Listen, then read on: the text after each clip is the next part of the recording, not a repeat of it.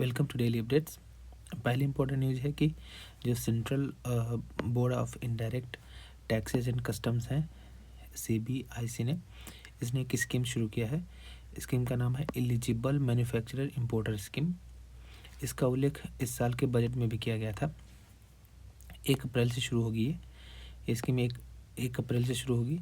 उद्देश्य ये है कि पहले क्या होता था कि अगर कोई शिपमेंट आता था कुछ किसी का कुछ रॉ मटेरियल इम्पोर्टेंट कंपोनेंट का शिपमेंट आता था तो वहाँ पे तुरंत कस्टम ड्यूटी पे करनी पड़ती थी, कस्टम क्लियरेंस लेनी पड़ती थी। लेकिन अब इसमें इस स्कीम के तहत कुछ जो सिलेक्टिव जो मैन्युफैक्चरर होंगे, जो इम्पोर्टर होंगे, वो बाद में monthly wise custom duties paid later बाद में वो पे कर सकते हैं मंथली वाइज।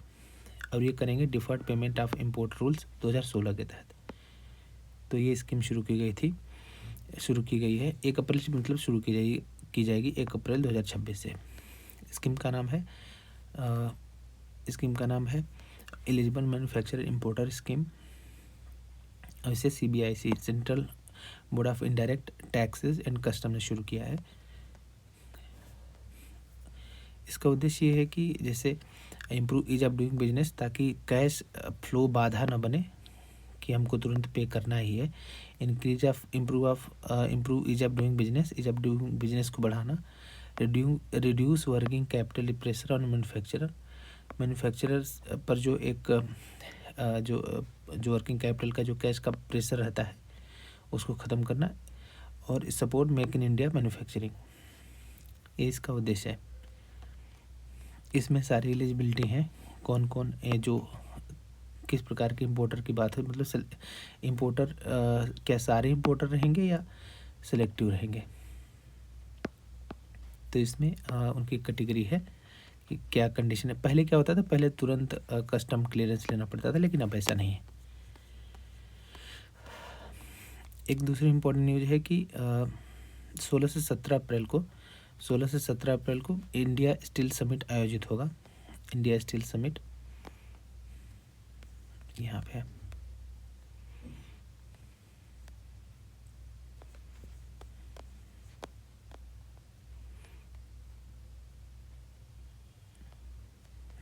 ये इंडिया स्टील समिट आयोजित होगा भारत मंडपम में 16 से 17 अप्रैल को। इसको आयोजित करने वाले मिनिस्ट्री ऑफ स्टील है, और उसके बाद कुछ स्टील अथॉरिटी जैसे सेल है, NMDC है और MSTC है, ये मिलकर आयोजित कर रही हैं।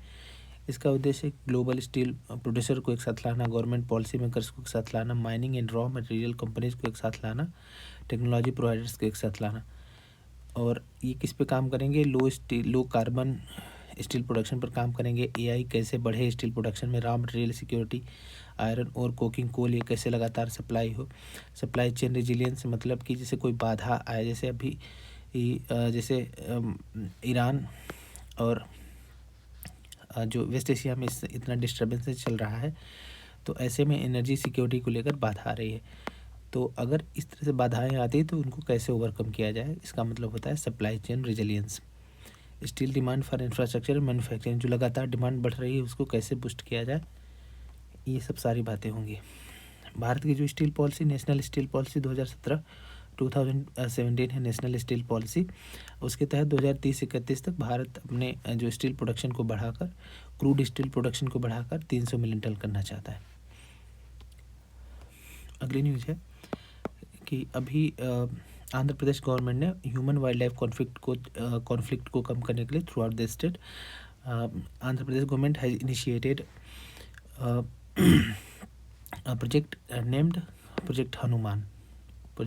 इसका एक्रोनिम है H for healing nurturing units for monitoring air and nursing of wild life, ये इसका पूरा नाम है, एक्रोनिम। तो ये हनुमान शुरू किया, बस इतना जानना महत्वपूर्ण है कि प्रोजेक्ट हनुमान क्या है और किसने शुरू किया है। तो ये आंध्र प्रदेश गवर्नमेंट ने शुरू किया है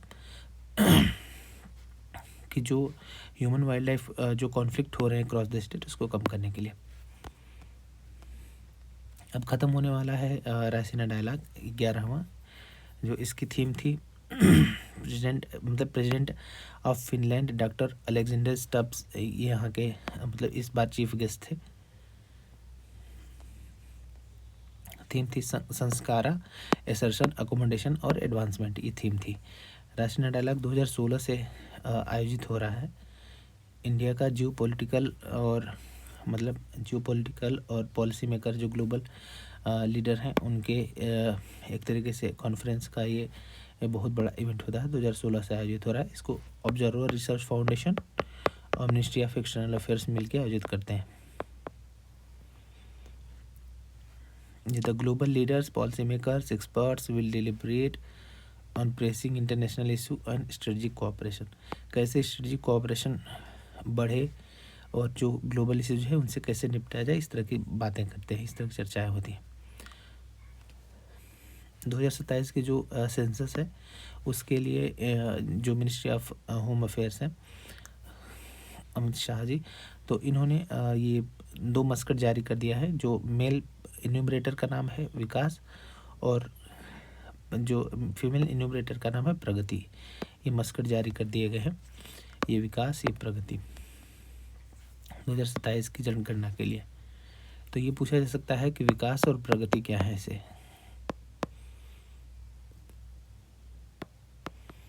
तो ये इम्पोर्टेंट न्यूज़ थी डेली अपडेट में।